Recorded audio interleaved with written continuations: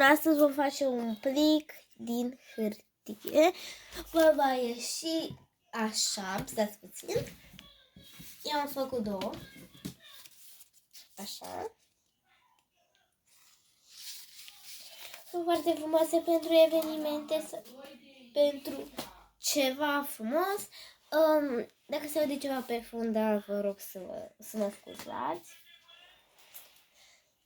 Și vom începe imediat. Pentru asta vom avea nevoie de o hârtie mare sau una mică, dar eu voi face una mare.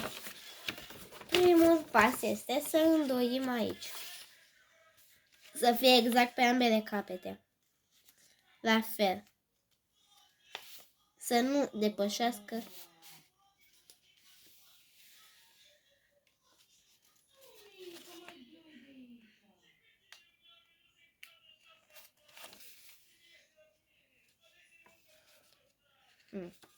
Mie nu-mi iese și nu știu de ce. Și am făcut două picuri, dar o să fac cu partea cealaltă, poate așa mi iese.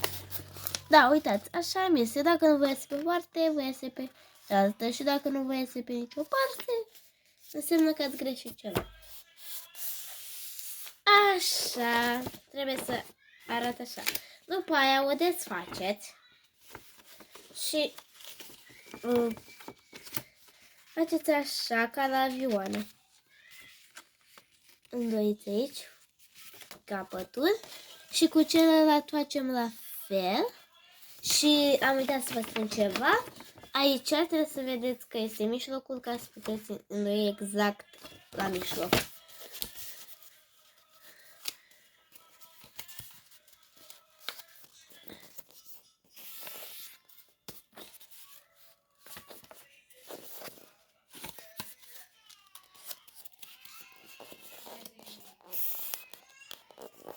Așa.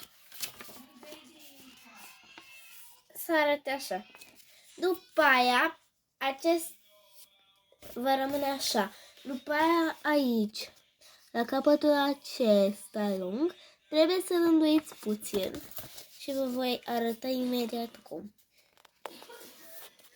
Uitați, așa arată.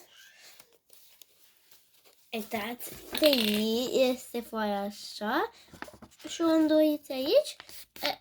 Faceți așa și la celălalt capăt procedați exact la fel. Și imediat voi face și eu.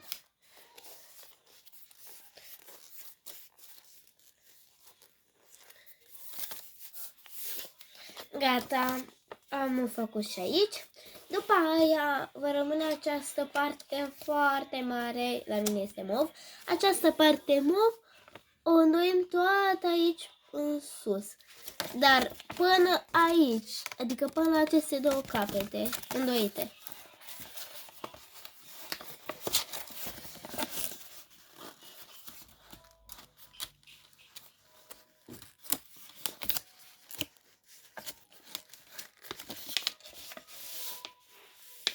Așa.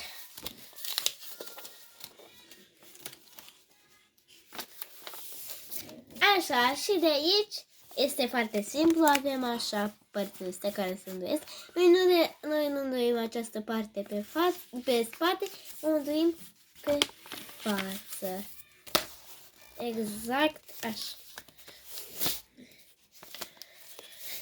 Și vă iese cel mai frumos pliculeț. Aici puteți spune felicitări, orice alte chestii, bani.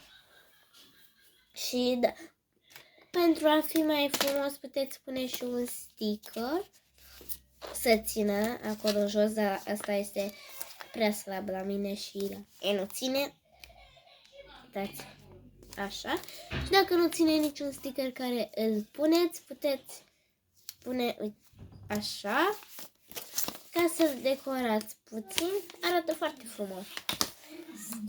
Și pa, pa!